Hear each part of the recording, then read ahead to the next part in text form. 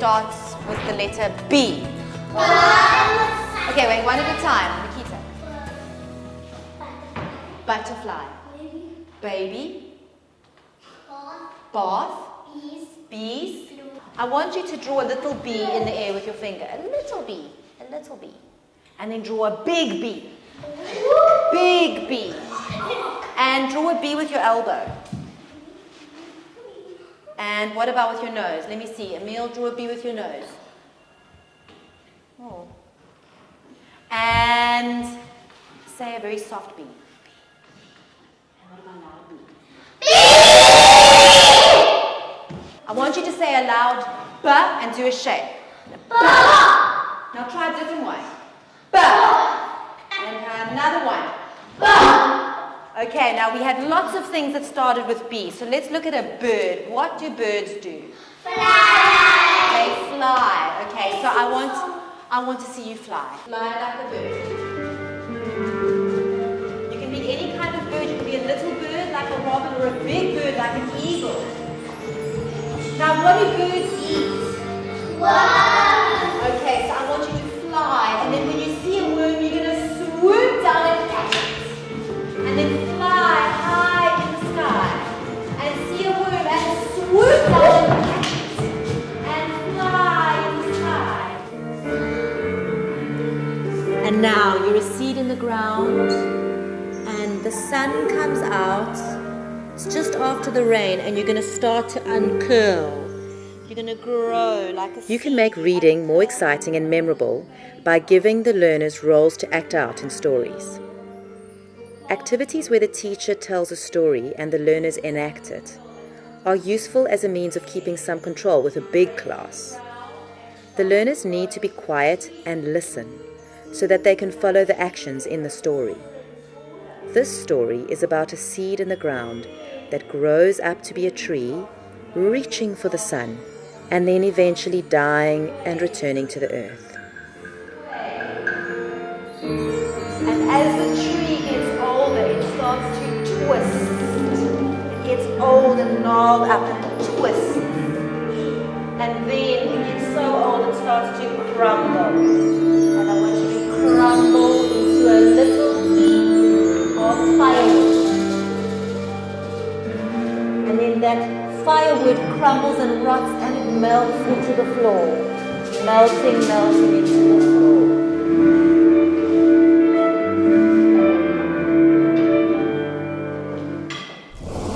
We're going to see what kind of movements we can do with the chair. So you can do movements that are on the chair. You can do movements around the chair. You can do things under the chair or through the chair. So we're going to put the music on, and I want you to just explore different ways of going on, under, and around the chair. Okay. So when the music starts, just start playing around with different positions. These learners are exploring prepositions. They explore these options for a while, choose one of each, and must then join them together to create a sequence. All right. Now I want you to choose one movement that's on top of the chair. One that's underneath, one movement that goes around the chair somehow, and one movement that goes through. Okay, so that's 4 movements. On, under, around, and through. Okay. Find your 4 movements. Once they have chosen positions, they have to pay attention to the transitions from one to the next. So if your one movement is on top, is there, how you get to the other movement is as important as the actual position.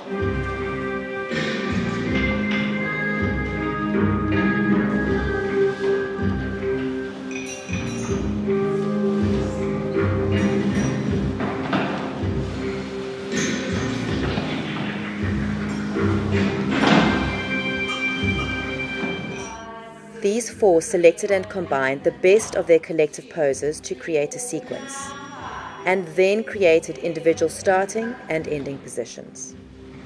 And you'll find it 6, single line on the back, and slide, and twist, and up. It's a beautiful shape. Lift down, and position.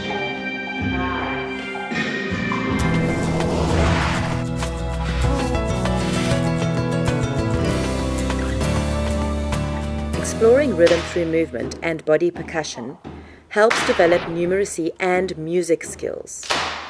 Now clap 1 and 3. These learners were first instructed to clap on beat 1 of a 4-beat phrase. Now they clap on 1 and 3. No more clapping. This is the beat. We're going to stomp on 2.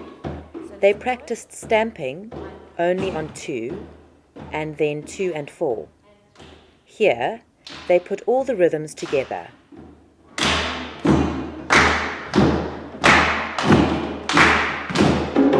Now I want you to just walk around the room in time to the beat. And 1, 2, 3, 4, and 1, 2. Clap on 1. Once they have mastered the rhythms in a stationary position, they begin to move around the room. Again, the teacher leads them through one step at a time, slowly building up the layers of rhythm.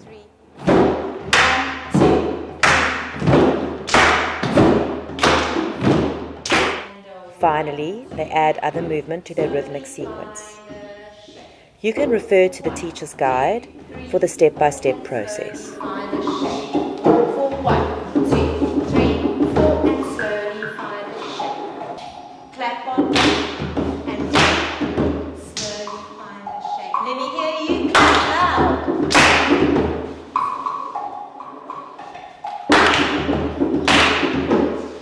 Now can you stomp on 2? 1, 2, and slowly find the shape. Now, 1, 2, slowly find the shape. And 3. Nice big walk. These intermediate phase learners are playing with what is called count consumption. This means that some movements take more counts to complete than others. First, they walk for 4 counts and freeze for 4 counts.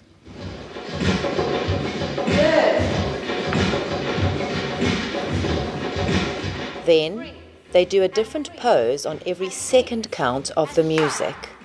Stop, and stop, and stop, and stop. Use different levels.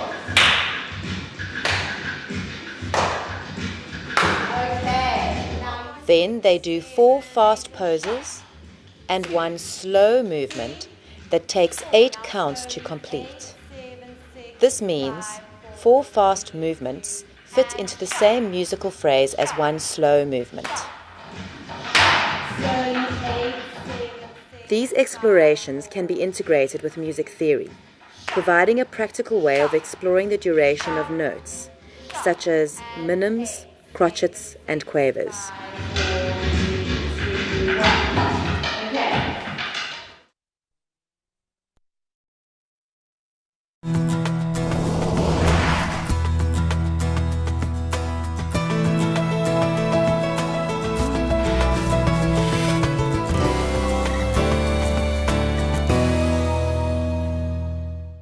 Alright, so I want you to start off making round shapes, like circles.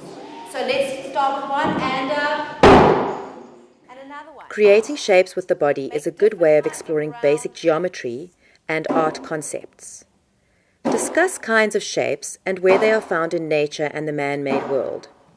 Now try and make very square shapes. So I want to see those angles sticking out. And This teacher has chosen the square and the circle as they are so different, thus providing some contrast. These are also a good introduction to the concept of opposites.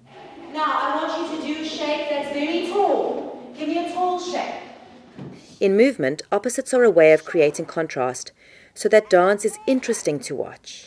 And a shape. These learners explore tall and short, and wide and narrow in pairs, making it easier for them to have an immediate sense of how opposites can contrast each other. Use everyday examples to discuss and explore this concept. For instance, dark and light, night and day, cold and hot.